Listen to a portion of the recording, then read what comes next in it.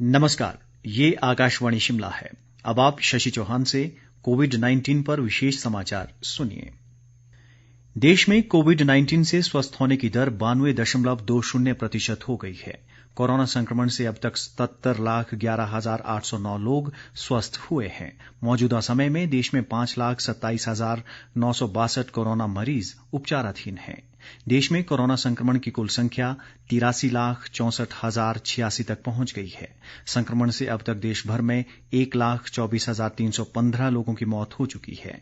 भारतीय आयुर्विज्ञान संस्थान ICMR के अनुसार देश भर में अब तक 11,42,08,384 लोगों की कोरोना जांच की जा चुकी है। पिछले 24 घंटों के दौरान 12,09,425 कोविड नमूनों की जांच की गई।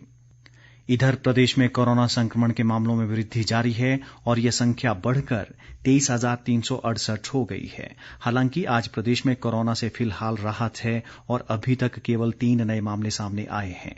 इनमें 2 सोलन जिला से जबकि 1 कोरोना पॉजिटिव मामला मंडी जिले में पाया गया है।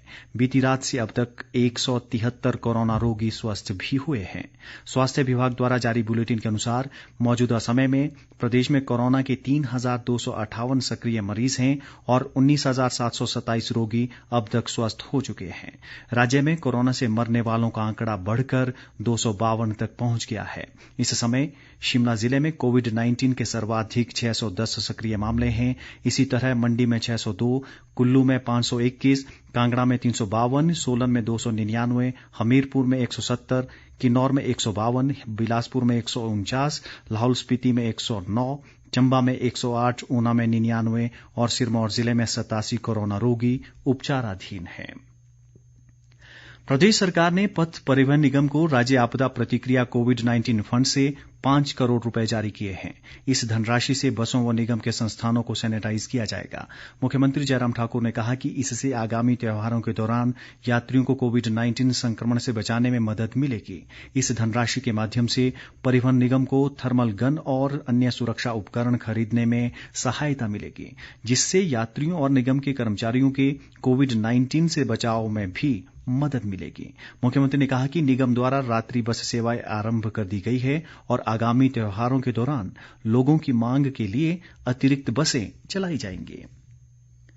प्रधानमंत्री नरेंद्र मोदी द्वारा शुरू किए गए कोविड-19 से जन आंदोलन की मुहिम में NHPC चमेरा 3 पावर स्टेशन द्वारा स्थानीय लोगों को जागरूक करने के लिए जागरूकता अभियान चलाया जा रहा है। अभियान के अंतर्गत विभिन्न स्थानों पर कोरोना से बचने के उपायों, बार बार हाथ धोने, सही से मास्क पहनने और 2 गज की सामाजिक दूरी का पालन करने के साथ जब तक दवाई नहीं तब तक ढिलाई नहीं के नारे को दर्शाते पोस्टर लगाए गए। हमीरपुर जिला के बड़सर विधानसभा क्षेत्र की राजकीय वरिष्ठ माध्यमिक पाठशाला लोहारली में 8 नवंबर को आयोजित किए जाने वाले जनमंच कार्यक्रम की तैयारियों की उपायुक्त देवश्वेता बनिक ने कल हमीरपुर में विभिन्न विभागों के अधिकारियों के साथ बैठक की। उन्होंने कहा कि लोहारली में होने वाले जनमंच में कोरोना संकट के मद्देनजर सरकार द्वारा जारी दिशा निर्देशों की अनुपालना सुनिश्चित की जाएगी। उन्होंने बड़सर के SDM और आयोजन से जुड़े अन्य अधिकारियों को जनमंच आयोजन स्थल पर सभी आवश्यक प्रबंध करने के निर्देश दिए। उपायुक्त ने बताया कि 65 वर्ष से अधिक आयु के वरिष्ठ नागरिकों, बच्चों, गर्भवती महिलाओं और सर्दी जुकाम, बुखार जैसे लक्षणों वाले लोगों को जनमंच में आने की अनुमति नहीं दी जाएगी। आयोजन स्थल पर लोगों के बीच पर्याप्त दूरी कायम रखने के अलावा पंडाल में सैनिटाइजर्स तथा थर्मल स्क्रीनिंग की व्यवस्था भी सुनिश्चित की जाएगी। ऊना जिले की विभिन्न पंचायतों में कोरोना संक्रमण के पॉजिटिव मामले आने के चलते संबंधित क्षेत्रों को कंटेनमेंट जोन घोषित करने के आदेश जारी कर दिए गए हैं। इस संबंध में उपायुक्त ऊना राघव शर्मा ने बताया कि कोरोना संक्रमण के प्रसार को रोकने के लिए यह आदेश जारी किए गए हैं। उन्होंने बताया कि कंटेनमेंट जोन घोषित किए गए क्षेत्रों में अब तुरंत प्रभाव से आगामी आदेशों तक कर्फ्यू में ढील नहीं दी जाएगी। उन्होंने बताया कि कंटेनमेंट जोन में रह रहे विद्यार्थियों जिनमें कोविड-19 के लक्षण न हो उन्हें परीक्षा देने के लिए जाने की अनुमति रहेगी। इसी के साथ ये समाचार समाप्त हुए।